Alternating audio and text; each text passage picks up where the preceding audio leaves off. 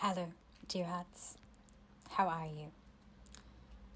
I wanted to connect regarding this potent eclipse season, which already started in the middle of February in terms of the energetic opening, and will take us up until the end of April 2025 for the first eclipses of 2025. We are going to be witnessing a total lunar eclipse. Now, depending on where we are on the globe, that will be experienced on the 13th and 14th of March 2025 in the star sign of Virgo. I wanted to just express a few opening comments before I get into the astrological, full-blown astrological interpretation of what's taking place here. And to also provide you with some questions to ask yourselves as you start listening to this, because it has been a very high speed last few years, and generally it only gets quicker and quicker in terms of the way we relate to time when things are spiraling the way they are in the age of iron, also known as Kali Yuga or Kali Yuga. In comparison to example for the golden ages or the silver ages, even the bronze ages, you can say that there's so much time in the golden ages. In fact, the way we experience an hour in the golden ages, you would be experiencing it for, if not days upon end, an hour could even feel like years. So just to give you a kind of like a relationship understanding to time as it is generally right now, the speed is really rushing through so much, and there are many reasons for that. However, it doesn't mean that we are incapable of working with time in ways that do actually break those boundaries and the rush hour and the stress, because we do have the authority to do that. Hence why, practices such as meditation and working with one's mind and seeking out the truth through that process, like the sages of the past have so well done, is an incredible help for these current times. Not just through astrology, but also through various other means, predictive means, through certain belief systems linked to certain cultures, faiths, and so on. But also working with astrology. Right now it's a time where moving forward, the state of our minds, mental health is actually going to be a big focus point, and how we develop regarding the way mind functions and its evolution is also a major point of focus moving forward. But mental health actually is going to really open up, and you'll notice there'll be so many more categories and areas of concern and states of, mind that will be created to address issues, or labeled as such to address issues to help how things are moving forward. I'm sure science is already focusing on all of this, but even on an, altruistic level, through spiritual means, through the way we practice our faith, through our approach towards being a truth seeker and what the path actually means to us in search of what is true. There will also be so many dimensions linked to the states of mind that are going to have a lot of pending questions, and people are going to want answers, people that are embarking on more inward journeys are going to want answers. So there is going to be all sorts of futuristic dimensions of, support to tailor to people who are really trying to find out what's going on. once upon a time, we have not actually been allowed, once upon a time, in recent history, to even question subjects that are linked to the unbelievable, let's say. The limitations of science have been very strict, as have just certain, holds on expression. Also with the way the polarities have been functioning in terms of the sacred masculine and the sacred feminine, so the play between man and woman, and how, women have generally, for a lot of years behind us now, if not hundreds and hundreds of years, have actually had a very hard time in terms of being heard, in terms of their expression being suppressed, in terms of themes such as the Inquisitions. Anyone who had some ability or capacity, to heal, to help, had been burnt to the stake.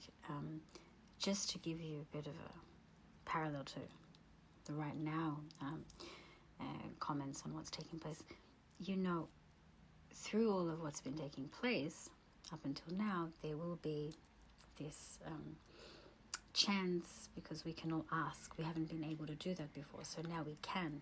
Before we weren't able to, but there will be this chance to question, to ask for certain specialties, forms of support, to look into things that weren't allowed once before, to connect with more futuristic means that can help our divine growth and spiritual progress.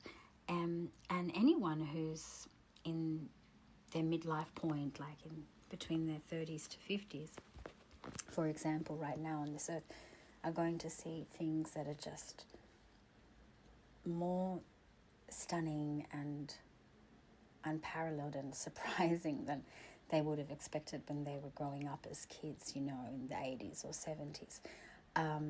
The younger generations who are just getting born now, or up until around their 20s, are going to have in them, in their actual physical makeup, quite the stamina to be able to endure through what's going to come beyond the generations that I've just spoken of in terms of the midlife point.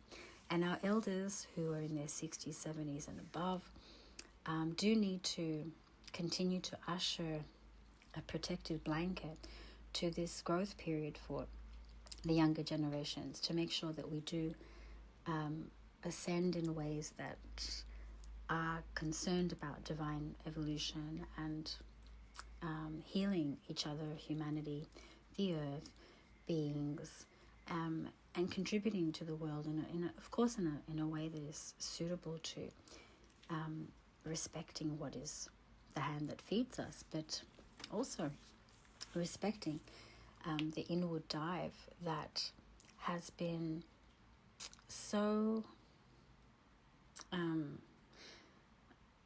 rejected for many, many hundreds of years, and treated as if it is unfair, it is delusional, it is silly to start to contemplate on the unbelievable, start to reach for a deeper truth, start to understand what's taking place within us, and in a simplified way to put it, to work with our mind to really see the capacity that's available and how that can help ourselves and everyone. So yes, because we can ask questions now, because there's a lot of information flowing around, so much we can learn just through a click of our fingers. Thanks to technology, we have many benefits there, as well as difficulties. It's always coming. Everything always comes with both sides to the coin. So we have the challenges and the benefits. But speaking about the benefits of technology and the astrological theme for the next 20 years with Pluto in Aquarius, which, as I've mentioned to you many, many times, I have a very extensive Pluto in Aquarius talk for the next 20 years. So when that gets sent out, the formal email to register to hear that, by all means, definitely have a listen. But if you are specifically keen on that prematurely and feel like you really want to hear it, and you want to get more information about it, you can definitely email me or get in touch through whatever social media platform you'd like to reach out to me on, and let me know you want to get that information on Pluto and Aquarius. It is very, very, very extensive, and it does touch on these mental developments, challenges, risks, and just consciousness and its evolution in general as a collective, because Pluto's intensity isn't sitting far, far away from our planet Earth and solar center for no reason. It's all the way out there on the outskirts, because the way it's impacting the entire planetary, communication down here needs that distance, and it has an ongoing gift of change, but it, as an influence, is very difficult to relate to if we prefer comfort. So Plutonian energy really does create transformation. It does it in ways that are intensely powerful, and that's why distance with Plutonian energy for our center of the solar piece and our Earth is needed. But you'll hear all about how it affects us all in Aquarius if you request that talk. So, yes. So, I guess where I'm getting at with all this is congratulations, because look at us. It's just before the astrological new year in March 2025, and here we still are, 5 years after the ecliptic climax of 2020, where we had 6 eclipses, and the world has never been the same since then. With that many eclipses in 1 year, you know that things will never be the same again, and that doesn't happen every calendar year. The most eclipses we can get in 1 year are 7, so 6 is just as rare. So this year we have, I believe, in terms of clearly declared eclipses, we have 4, and 2 of them are total, from what I'm aware of. So we'll get into the specifics, but it's just necessary to say bravo, congratulations, because we have somehow arrived to this point. And for someone who works with astrology very, very intimately, everything is about this evolution, divine evolution, and through our unique contribution to the whole, we bloom. We're not supposed to stay in a constricted environment that is contracting the capacity. We need to expand. We need to bloom. And through that process, there's always going to be so much to provoke what's needed in us to transform, and as well as test us, So, astrology as an influence, it definitely needs to be respected, because we're constantly influenced by what's happening regarding the planetary bodies and the sun and the moon and how they impact this earth. And this is age-old truth. It's not something that we're just believing in now. It's always been the case. And records of astrological respect from ancient belief systems have been constant. I mean, you can go as far back as you want, and there's been homage to the stars, homage to the sun, the moon, homage to the planetary influences on this earth, and so much has,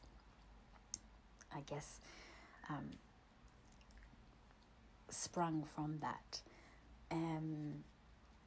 So right now in 2025, I can say this is great. We're somehow not giving up on this collective and also individual commitment.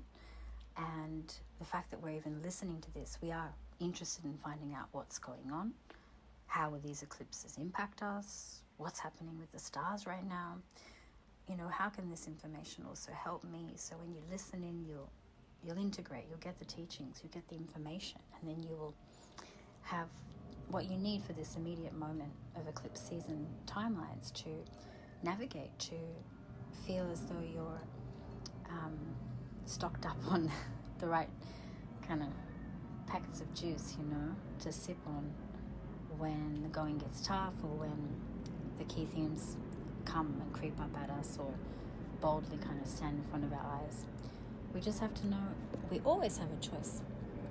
We always have a choice to be aware of how we relate, how we react, how we respond to situations, whatever's presented to us. And recently I was talking to a dear friend, and the theme around the choice between being a victim or being a creator in a situation is such a beautiful choice, because when things aren't going the way we want, when we're suffering in certain situations, or certain circumstances around us make us somehow sense that it's not right, this doesn't help, or we feel like we're going through something that we're not supposed to be. In those moments we have a choice. We can put our role in the direction of creator, creatrix, where we can create through that setback, or we can maintain a more dull-like state, which is being a victim, or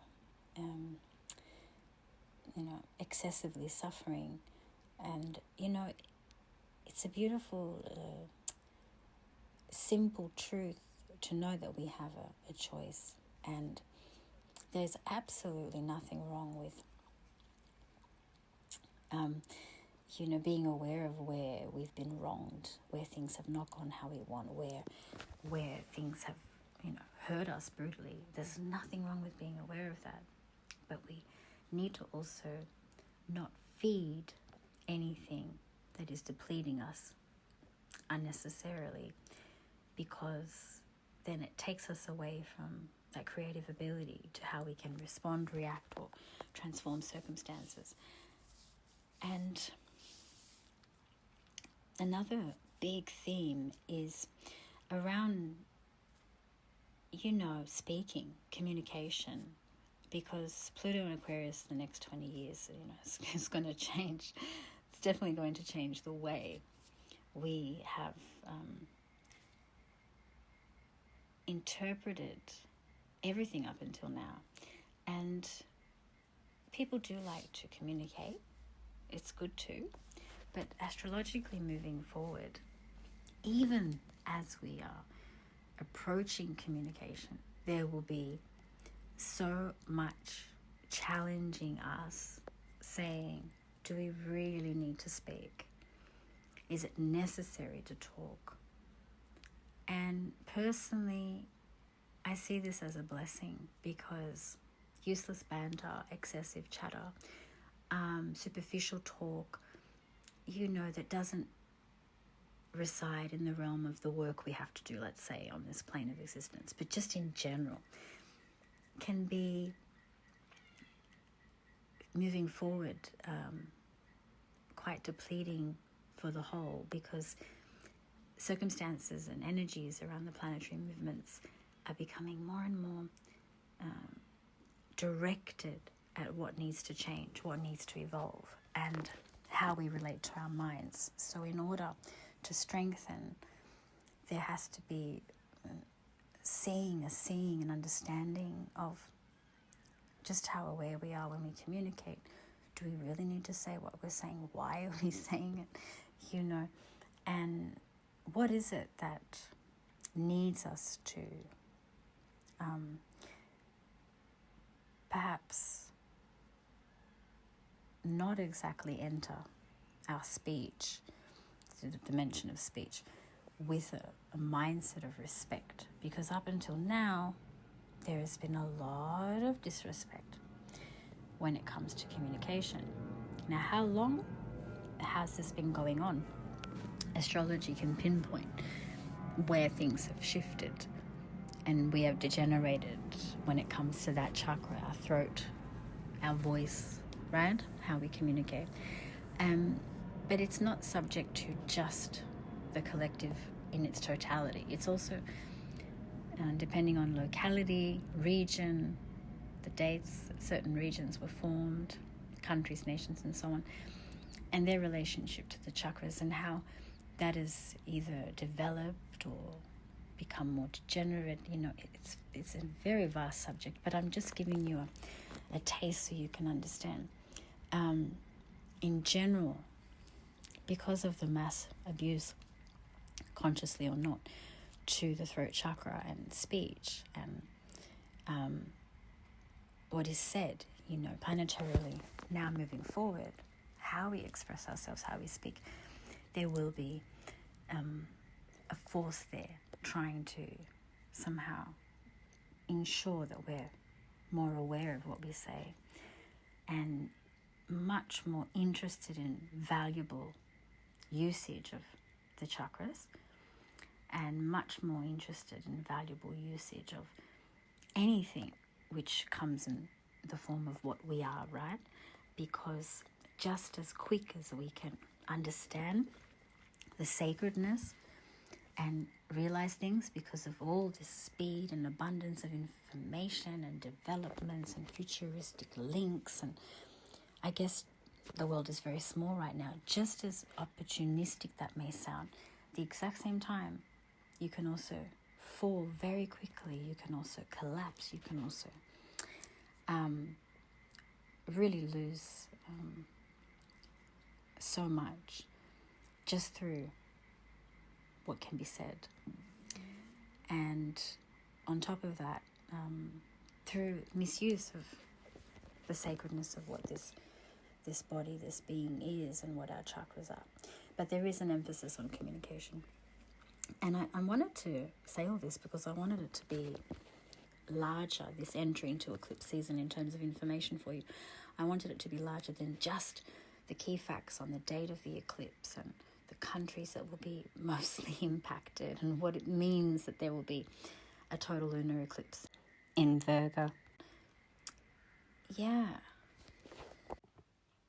Okay, dear hearts, so now we're getting right into the astrology, the intense astrology of March 2025, and also extracting the key messages of the eclipse season that's commencing and taking place at full speed with this total lunar eclipse in Virgo on the 14th and 13th of March 2025. So depending on where you are on the globe, also depends on the day and time that this eclipse will peak for you. But I'm going to base the information on the Greek Athenian time schedule for the total lunar eclipse in Virgo, which will be taking place starting at around 5:55 a.m. Athens, Greece time, and completing itself at around 12 p.m. noon, once again Athens, Greece time, on the 14th of March 2025. So just to give you a contrast, so you can understand in terms of time zones and intensity as well of the eclipse, of this eclipse, and peak points in New Zealand, if we're looking at Auckland, the eclipse will also be very visible and commence at approximately 8 p.m. Auckland, New Zealand time, also on the 14th of March 2025, and will be completing itself at 11 p.m. So it's shorter in terms of its time frame of visibility, but there is a near maximum visibility in New Zealand. So what that means is, the moon being in total ecliptic visibility. Now, where the lunar eclipse is the most visible globally, that location will then, I guess, in simple words, be affected in the most direct way by the eclipse and the teachings of the eclipse and the axis that the eclipse is on. So the directional nodes have actually entered recently, directional Pisces, departing from Virgo. So now we're, with this total lunar eclipse in Virgo on the south node, preparing for the energy of the new lunar node directional energy for the collective. And then we will be in between eclipses, between the 14th and the very end of March 2025 will be in between eclipses, because then there will also be a solar eclipse in Aries, and that has the last, I guess, reserve of intensified directional Aries departing from Libra collective information, sitting on the last degrees also of Lilith in Libra as she shifts into Scorpio, her grand return in Scorpio, which is exalted and fantastic for the remaining portion of this year, which too will also take place at the end of this month, that shift. So having Lilith shifting from Lilith in Libra into Lilith in Scorpio, whilst the powerful solar eclipse in Aries will be happening, has a lot to show for. And there is a lot to tell you, so I'm going to have to go through this in a direct way without overdoing it with key information, just to keep it simple so you can understand where we're at. We have the astrological new year, the real new year, as the sun enters Aries as well, and it's interlinked with the March equinox. So new beginnings abound surely. However, we are still also retracing so many degrees and dimensions within the psyche and the accumulated subconscious because of the strong Piscean elements that are in our skies, as well as Neptune giving us his first taste in Aries, a developed taste in Aries before he gets very stable in the star sign in 2026. So you can understand Neptune being at home in Pisces, and that's been taking place for a very long time now. We have, I guess, a comforting feeling of a more not so tangible realm of reality. And imagine, a planet like Neptune going into a very obvious constellation such as Aries. It's going to change so much on a worldwide level, just how, Pluto in Aquarius is going to do that too. So Uranus is also shifting. That will be a major event. We'll talk about that later on. But as you can see, these outer planets are making big moves, and this is going to change the way we are collectively united and how we progress and the states of our mind's development, and above all, as we do our best to evolve and ascend and really seek out something true, the challenges that come with these outer planets developing us through their shifts in such grand ways definitely propel us to be more concerned about how we affect each other and everything as a whole, versus, a more self-oriented outlook. And the teaching has been ongoing, and we'll see this very much with Pluto in Aquarius as well. So, eclipse energy, everyone, is transformative. It's out of our personal control. It comes with a lot of purging. It comes with a lot of collective and personal purging. And it really does depend on where the eclipse energy will be affecting your personal star map. So, for example, if you have Virgo, Pisces placements in your astrological birth chart, you can understand better how this will personally affect you. Keeping in mind, even if you have nothing in those star signs, there are many other ways to interpret how you'll be personally affected. Even if it's in a more humble way, it still definitely doesn't leave any of us not experiencing what an eclipse energy portal is like. And we've been having a lot of dosages of this ecliptic drive since February 2025, and understanding where it's leading us, and it will go on and on and on until the late days of April, I believe, as we're starting this year with two key eclipses, and being a lunar eclipse in a total position being the first one definitely does stampede its way into a more subtle degree of our understanding, and therefore gets a lot revealed in emotional and more subtle states and ways. And Virgo is very detail oriented, so we have to be ready to notice things that we haven't noticed before. We have to be ready to somehow get into a more embodied state where we're interested in the nurturing component in everything that we offer to the world and each other, But for that to be mastered, or for us to enter a more confident state in how we can be more responsible, aware of our commitments, our duties, our responsibilities, and also, just how our overall well-being and health and physical and mental and emotional state is. Virgo really does touch on all of this. So how it will immediately trigger us independently or uniquely will be very much about our contribution to the whole, just how much we nurture ourselves and others, our physical state and well-being, emotional as well, and mental states of well-being, our responsibilities. We'll be able to somehow assume, understand, connect with parts of us that have been in many ways not deliberately approached because of a lack of, perhaps we could say, time, energy to focus on such areas. But the Virgo transformative ecliptic energy really makes us do what we have to, basically, because it is a responsible moon. It's not an easy moon. It's very picky. It's very invasive, because it wants us to see all the details and the facts and to get to the bottom of information. It wants us to work hard. It wants us to contribute.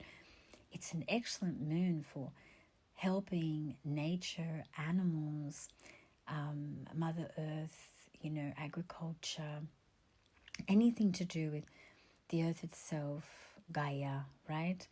And how that energy also looked at in mythology, ancient Greek mythology, for example, the Demeter energy amidst all, which is about the fertility and the seasons and so on. Having that energy looked at in a way where we are very much slaves to just how Mother Earth and nature herself takes care of us and treats us. We are slaves to that. And the world seems to be in such disharmony because we assume, we expect that we, in fact, are the bosses of nature and Mother Earth, but that is not at all correct. So the imbalance is very grand, and therefore a lot of our own inner turmoil is being activated because of the external imbalances, and vice versa. I'm sure those who propel these external balances are doing it through their own inner imbalances. So we all are, I guess, subject to whatever's driving all of this disgrace towards Mother Earth and nature, not understanding that it's a living force that sustains and supports existence here, So that lack of, I guess, respect and very humbled respect towards Gaia, towards Mother Earth herself, is a point of degeneration that we'll see the retaliation, the fury through the sacred feminine, especially Mother Earth herself, nature herself, Gaia, and how she, rejects the toxicity, rejects the invasion of her sacred rights and her natural resources. So this eclipse will create a lot of imbalances around the water element, whether that is linked to tidal waves, torrential rains, water issues, and how that depletes the earth or proves something to us because of nature's cry. In terms of the astrological prediction, you'll see more of this after March, so from end of April actually until early June. But there could be glimpses before then. And that's very much linked to this initial total lunar eclipse. Now, where the visibility is at a peak has a lot to say. So with this total lunar eclipse, I can tell you now, the entire eclipse being visible from start to end, basically sits all over the United States of America, North America, many parts of South America, and Western South America. This total lunar eclipse is too visible in pretty much all of Central and Eastern Australia, absolutely all of New Zealand, which is important to note down, absolutely all of Europe and parts of Scandinavia, a very huge part of Africa as well. But there is a strong focus on the United States of America, and in a secondary position, Latin America, and then New Zealand, certain parts of Africa, all of Europe. And you can also see Southeast Asia, relatively touched there, and a very small dribble of China, but it's not strong enough. So in terms of intensity, I've just mentioned where things are really striking us. Now imagine Guatemala, Mexico, all those areas. They're going to have such a large visibility point of the total lunar eclipse. Also northern Latin America and New Zealand also can see so much of it as well, and so much of the United States of America. Nonetheless, it's important in receiving this information, you understand that because it is a total lunar eclipse, exactly where it will be visible in its totality, in complete timelines from beginning to end, will actually be the point that will be shaking up the elements and creating a lot of change amongst all of existence that is in the region itself. So I did talk about retaliation through the water element, and I mentioned the dates. I've also given you a list of where this eclipse will be, hitting the earth in the most direct way. But pretty much everywhere on earth will get a glimpse of this total lunar eclipse. Okay, so that means it does have a wide scope of a teaching on a global level in terms of how it teaches and works with the region or the locality. Now, if we're going to go further about the Virgoan theme, Mercury will be stationing retrograde. This is something to note down as well. And when that happens, Mercury entered Aries on the 3rd of March. Mercury will be going in retrograde just after the total lunar eclipse, okay, which is around the 15th of March. And that straight away communicates with both of these eclipses, you see, because it will make us all, the eclipses and the in-between ecliptic energy, will make us all really retrace our steps and go through a lot of spirals in the recent teachings and events in our personal lives and collective circumstances. But in saying this, the solar energy that will be in conjunction with the North Node, which means the Sun being in conjunction with directional node in Pisces. So anywhere between the 15th until the 19th of March 2025, you'll have a sense of where we're going as a collective. You'll feel the pulse of the next 18 months. You'll start to get a bit of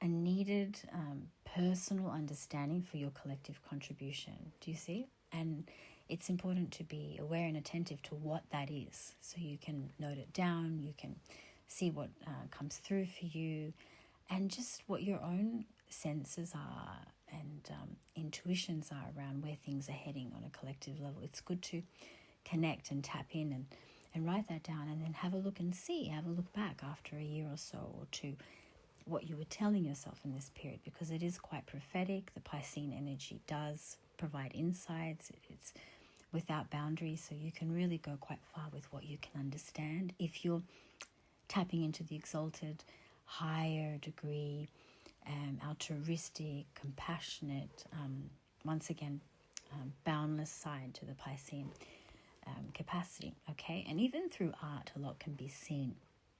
Then we're going into solar energy being in conjunction to Venus, 22nd, 23rd, and 24th of March 2025, which will help also for our preparatory in between ecliptic energy before the solar eclipse in Aries. So we will, I guess, have a beneficial point within the intensity in those days. And mind you, with the equinox, the March equinox, as well as the astrological new year, the sun entering Aries, all of this taking place together just before the solar eclipse in Aries does also provide direction and a stance in amidst what we're all personally and collectively fighting for. Then we need to know that we have a helpful Solar and Mercury conjunction as well, around the 23rd, 24th, and 25th of March 2025. And this all does continue to support the beneficial in between ecliptic breath of fresh air and empowering point, okay? On the 27th of March, Venus will go into her retrograde, and therefore will re-enter Pisces, and believe it or not, in that retrograde period, she will conjunct Neptune. So Venus in conjunction to Neptune, re-entering Pisces in retrograde on the 27th of March, has its own beautiful tale to tell. But we won't have to discuss that too much, because we want to let it happen to us. You know, Piscean energy wants us to experience it versus discuss it. But there will be a lot of returning of needed, once again, revisiting needed clarity points of what meant something to us, of what we wished for a long time ago, what we've yearned for and longed for, and are in many ways revealing those needs once again, okay? So right there on the 29th of March 2025 is the solar eclipse in Aries in most parts on this earth. And that's that, you know, in terms of the in-between ecliptic energy.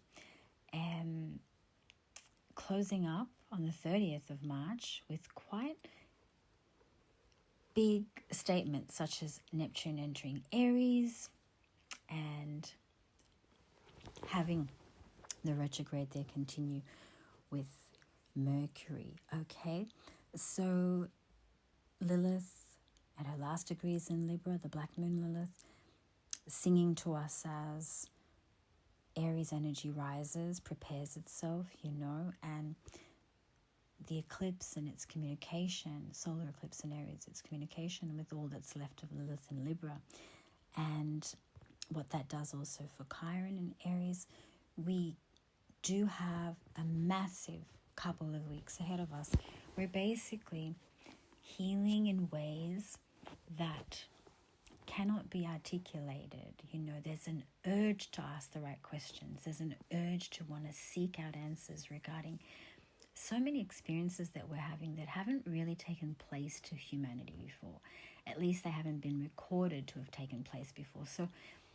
So much is changing, and we're being greater inquirers. You know, we're inquiring, we're seeking out so much more information. And as nature takes her revolutionary, stance of rejecting the abuse, which will be hard for us as humans on this earth, because we don't want to be affected by natural disasters. We don't want to have these types of uncontrollable circumstances that are very hard to face, because, there are controlled circumstances that we can manage, generally speaking, to a certain degree, okay, because we can't control everything too much.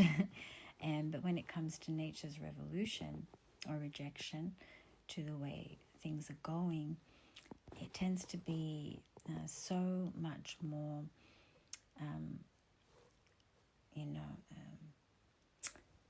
end-like, because it's hard to see beyond that.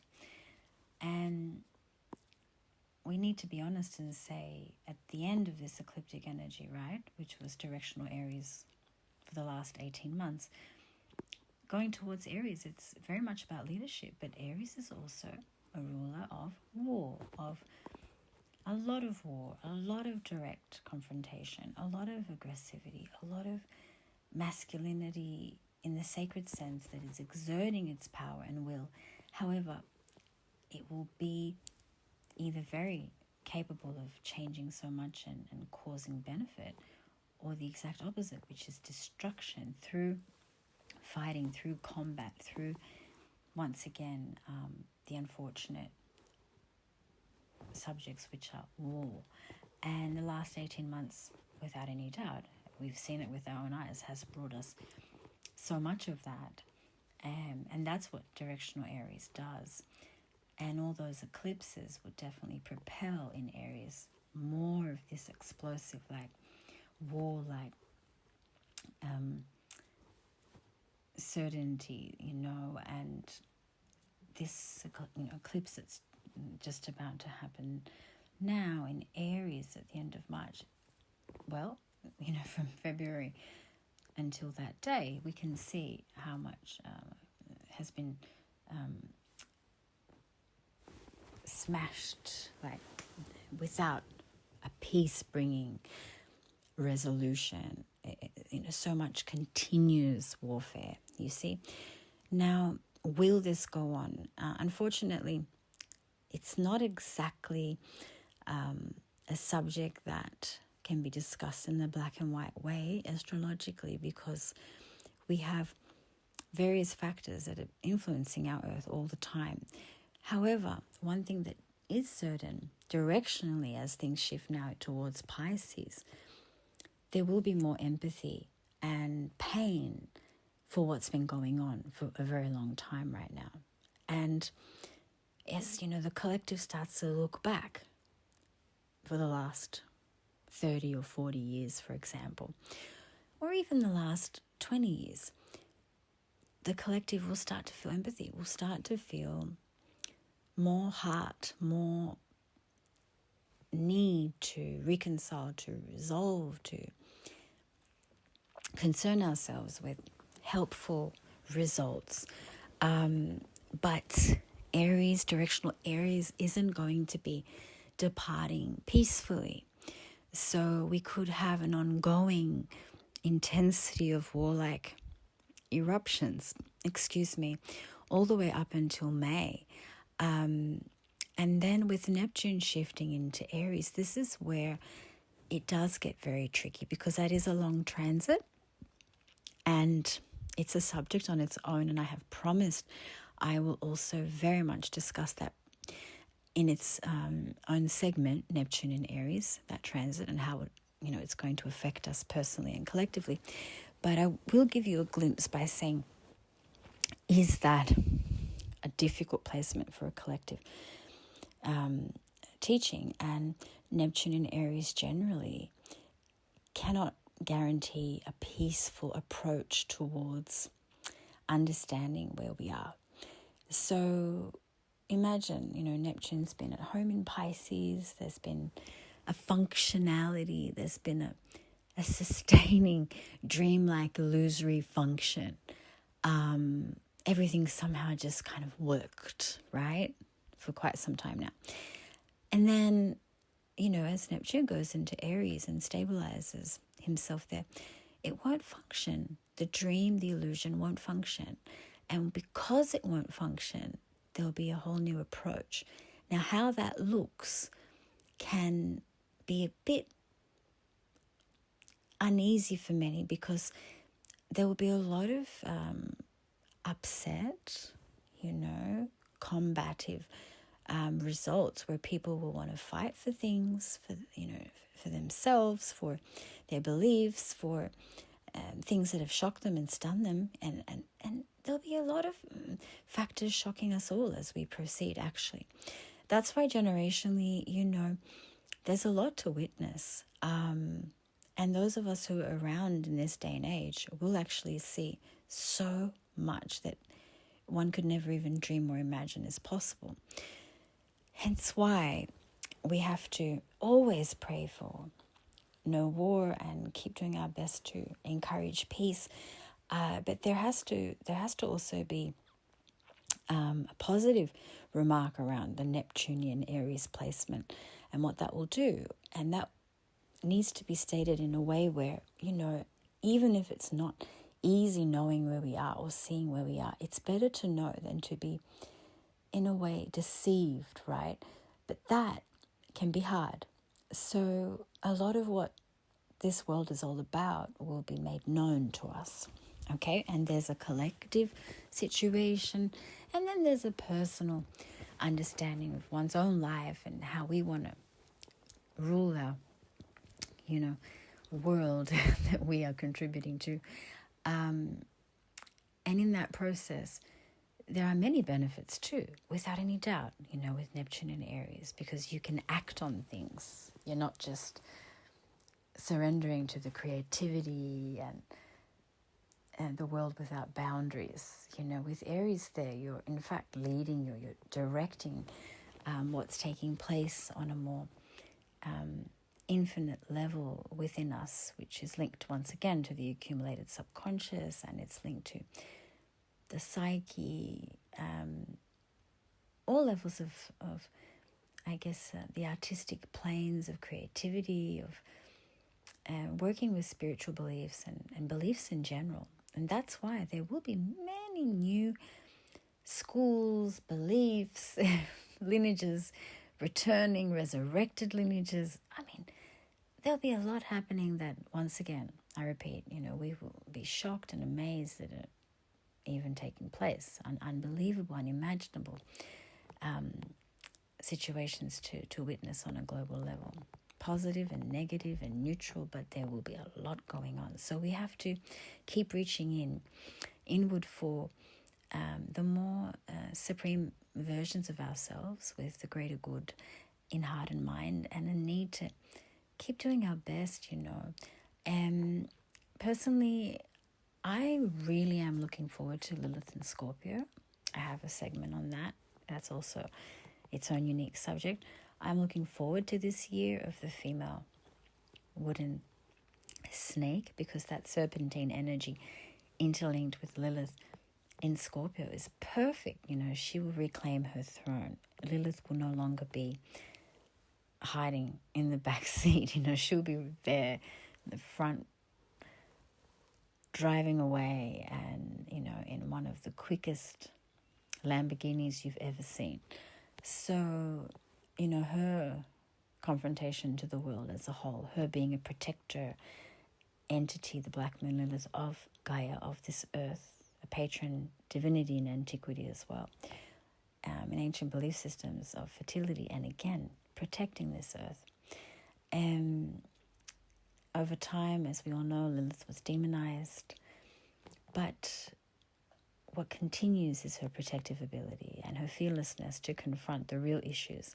Scorpio leaves absolutely no stone unturned. So this is why, as Neptune empowers Aries, as Lilith grabs hold of her favorite placement being Scorpio, as big shifts start to become what they need to be, which is Pluto in Aquarius take place, as the ecliptic, directional North Node Pisces and departing from Virgo teach us, teach the whole and teach us personally. Not to mention, Uranus also giving us glimpses of his shift from Taurus, leaving Taurus, going into Gemini. There's many things to discuss. But all of this, for me, I can say March being the epicenter of development, of seeing things better, of also on a worldwide level. After this, there's no going backwards. We have to really start to aim for what really matters. And on a monetary level, if we look at Uranus's transit in Taurus all this time, a lot has shifted.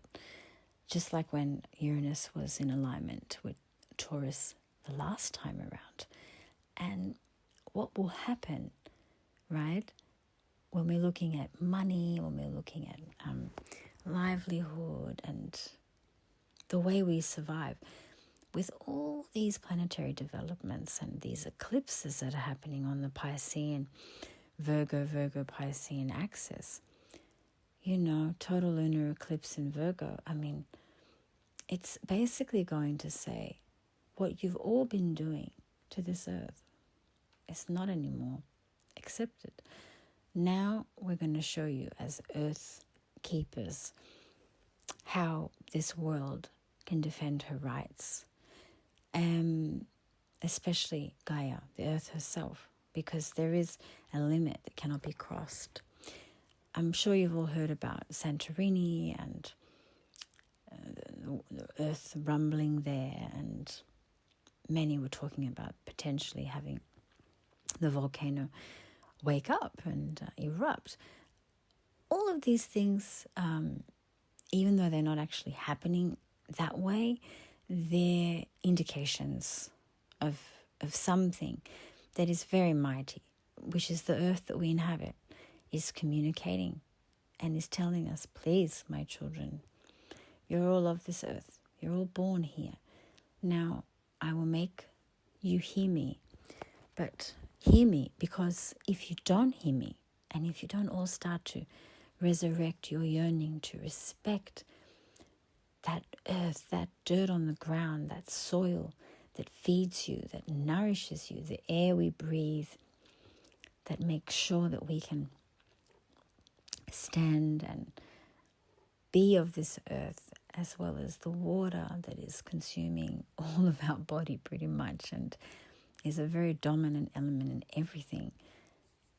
If we continue to reject that fire within, the heat of that sun that serves us daily, that doesn't stop rising and setting, that never goes on strike, if we don't understand space, how it holds it all together, it allows for the planets to just be there, and all the infinite galaxies and solar systems and universes. What keeps us going, these 5 elements, this earth, if we are abandoning the truth of the law of what has created and pumped us into what we are in terms of the natural order, the divine law and order, there's going to be very awful, catastrophic declarations.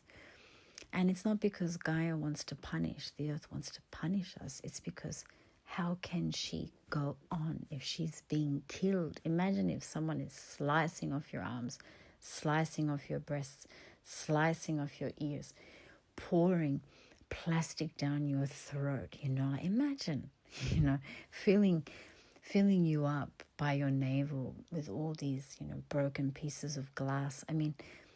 We are living beings, right? So is the earth. There's so much contaminating, destroying, and just not serving her sincerely. And it is difficult. It is difficult to make changes. It is very difficult. But I think the receptivity of this earth goes beyond the material plane.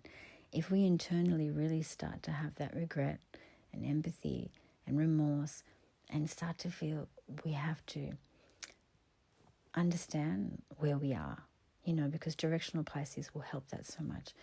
And the eclipse in Virgo will change will provide necessary change to the patterns of the past as a collective and give us so many key directional tasks and duties and responsibilities that aren't going to limit us, aren't going to put us in states of, when you're a bit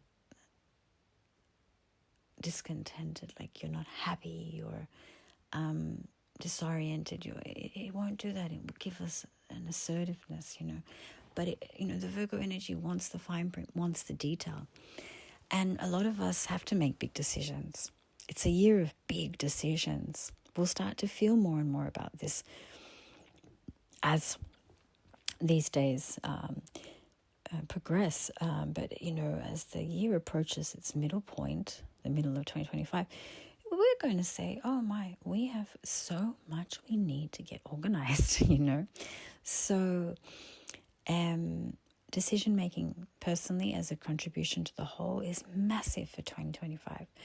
And assertiveness and directing one's life will come with the push of this Virgo total lunar eclipse, but it's going to do it very much on an emotional way, because there's only so much your inner world can handle. The body can only handle so much too, but on a subtle level, on a very deep core level, there's only so much you can handle. So we have to see our limits, we have to understand them, and we have to also be very clear of what needs to happen, just what needs to take place in order for things to be seen more as they are versus what we want them to be.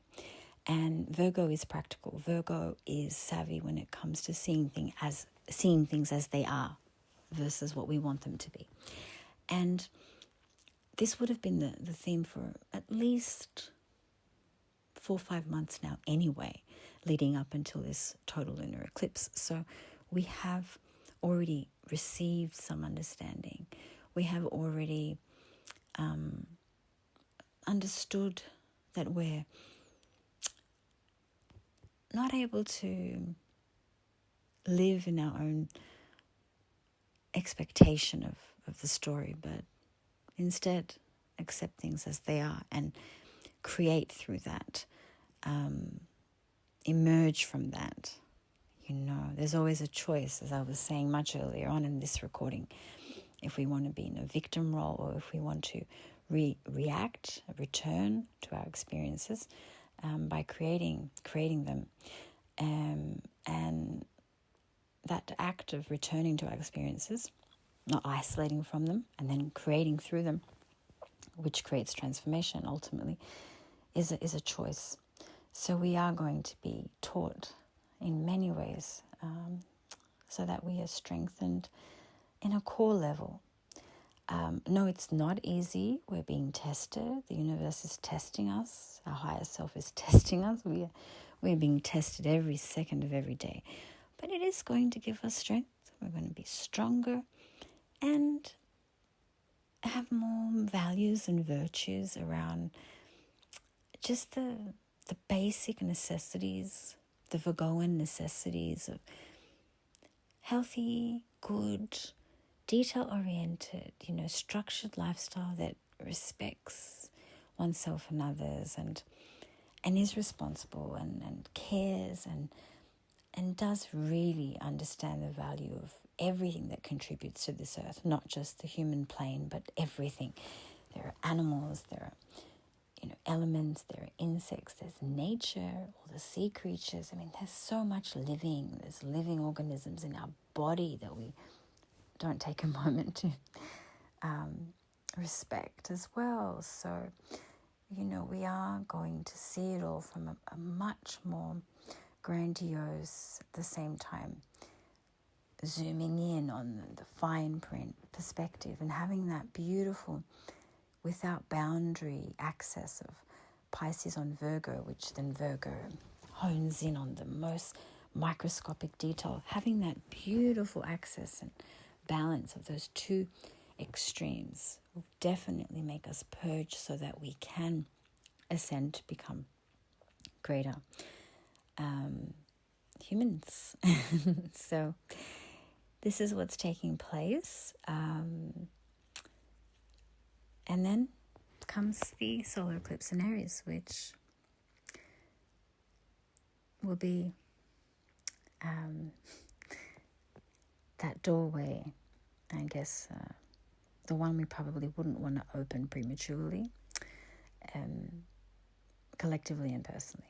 And I mean, I am all about truth and seeking it out, and wanting us all to have that drill, within us that doesn't let us stop wanting to just constantly evolve divinely.